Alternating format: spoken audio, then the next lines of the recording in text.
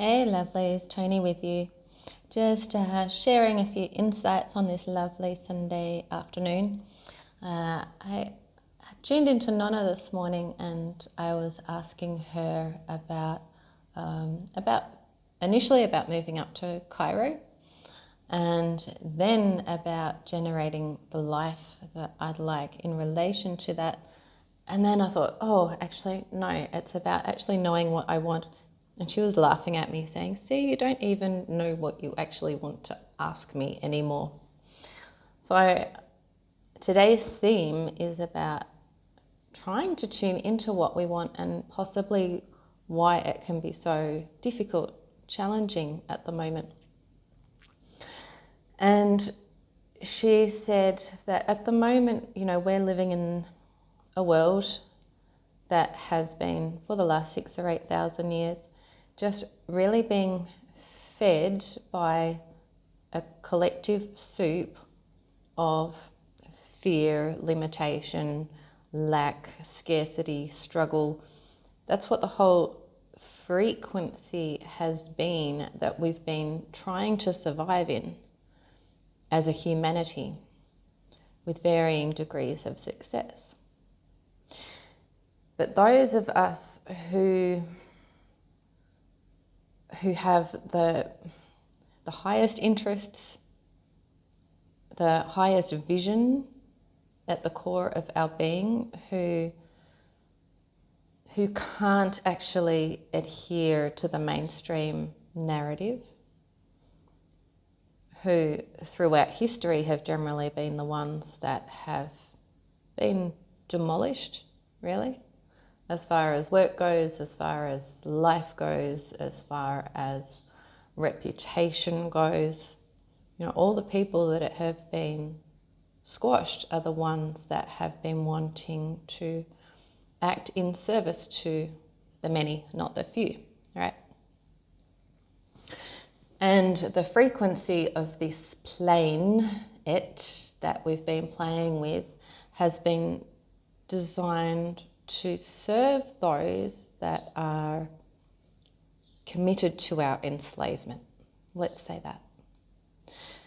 So if you think of something like a petri dish, that it will have the nutrients in it that are designed to feed one certain type of organism.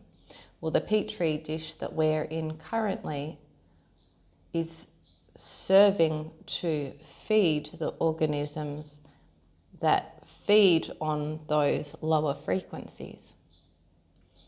And so that's why those of us that really are really pushing for that higher vision, generally those of us who, in my experience, haven't really done so well in the world so far, myself included.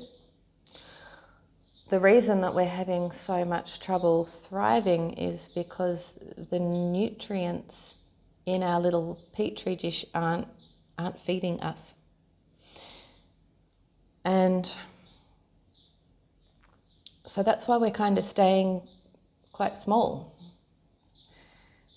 But then Nonna pointed out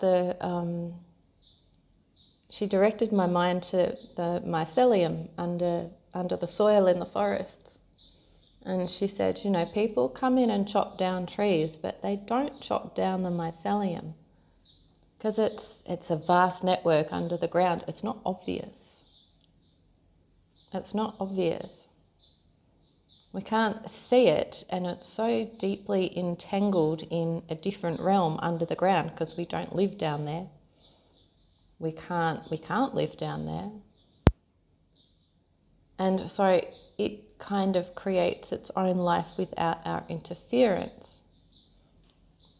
So she said, just start to focus on that. Just start to create our own network, our own mycelium-like network of that highest loving intent, that highest energy, and to send that out to all our kindred spirits around the planet who do really have that soul commitment to finding the truth, and being able to create something better than what presents itself right now. And to maintain that just quietly. And so many people I've spoken to, especially over the last maybe 6 or 12 months, have said, this idea of home, of really wanting to find home, wanting to find the home of tribe, wanting to find the home of a physical location that feels on all levels in service to the highest good is almost impossible. It's like, and we're all missing something. We're all deeply, deeply missing something, but we don't remember it. And I keep being told it's because it doesn't exist yet. And it can't exist yet in this huge cosmic-sized petri dish that simply is fed on this frequency of fear and scarcity. But I was told that, this morning, that we just need to just forget about even trying to create that home, trying to create that tribe right now, physically in this petri dish. Forget about it. Just focus our loving attention towards each other through that mycelium so that we can create a network, a gentle network, a loving network of a different frequency. And a lot of conversation comes up around frequency, and in my mind it's been like tuning into a different radio station. That, we can exist in this realm, but we can tune into a different radio station and have a different experience of it. But I was actually told, no, it's still radio waves and radio waves. What we're moving into is actually not just a different frequency, it's a completely different playing field altogether. Like the difference between the gummy sort of base of a petri dish versus mycelium. Like it's a completely different substance almost. So I don't have a word for that yet. But I'm just getting told that just changing frequencies, but still trying to change the frequency of this petri dish, no, it's not going to work. And while she was telling me this, we were sitting on, she asked me to sit with her next to the tea tree lake in Suffolk Park near Byron Bay, where I initially used to connect with her a lot when I was still living in Australia.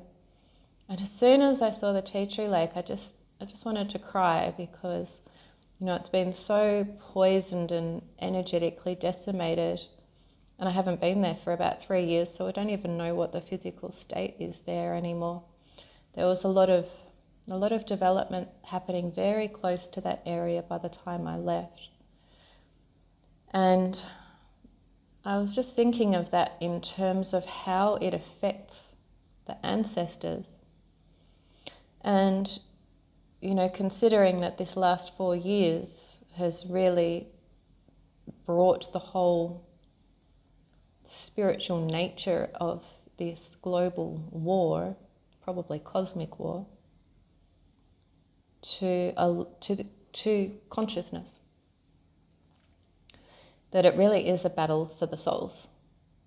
And I'd always thought that, it was a battle for the human souls, especially when, we started seeing people being isolated when they were in palliative care in hospitals, people dying alone.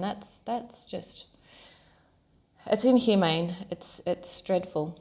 And I was thinking that there can only be one reason for that, to enable the extraction of souls when people are alone, unsupported, isolated during their time of death. But yeah, I was told this morning that there is also kind of a war on the souls of our ancestors that have passed But what I was told is that for those who do have that heart of service still on the ancestral realm, that the taking away and the decimation of these sacred spaces that has been, a haven for them, that has been their home for, decades, centuries, however long, various ancestors have remained there. I mean, the spirit world is timeless, so the years, I guess, are sort of meaningless. But she said, yeah, by decimating their sacred spaces, okay, it's reducing their energy, but they don't disappear. And she showed me like a grain of sand. She said they reduce in size and energy to like a tiny little piece of sand that remains dormant, but they still remain. They don't actually die. They don't actually disappear. And then when the frequency shifts, then they can grow again. And so it's kind of the same with us. And, my big focus in life, aside from doing what I can in life to make things better for myself and everybody, is to make sure that when I die, I'm ready to die. And that I'm ready to die free and well and with full presence and full integrity, so that I can be free. And so the people with that essence that are free, that do not have fear, that do not have unnecessary fear, their soul simply can't be taken away and extracted in the same way that it can be if you are living and dying in fear. It just doesn't work that way. It's a different playing field. It's almost like if you're focused, if you're tuned into that loving mycelium, it's like you're underground. You can't be seen somehow. I think a lot of you I'm not expressing it very well today. I'm not wording very well today because I'm trying to pack and get out of Luxor, and my place is a mess. I'm not even going to show you. So I'm not wording very well, but I think you understand what I mean. I think the people that need to hear this understand what I mean. It's like we simply can't feed the beast if we're on a different frequency. You know that. We all know that. So what's the final bit of that? I don't know if there is a final bit of that, but I guess I just do find peace with the idea that all of us, and we are all ancestors in the making, aren't we? That all of us that are absolutely committed to the highest, trust in the highest, fully aligned with love, with gratitude, with generosity, with a constant commitment to unfolding, to being really open to whatever truths might finally arise without being bound by what we think is this reality, what we think is our security, what we think is the foundation of what we're on, what we're living in. If we can stay in that openness, that expansiveness, that lovingness, that even when we do get to those points where the petri dish is just draining us so much we don't know really if we can actually survive physically, that we might just become dormant. We might just become dormant, but we won't actually disappear.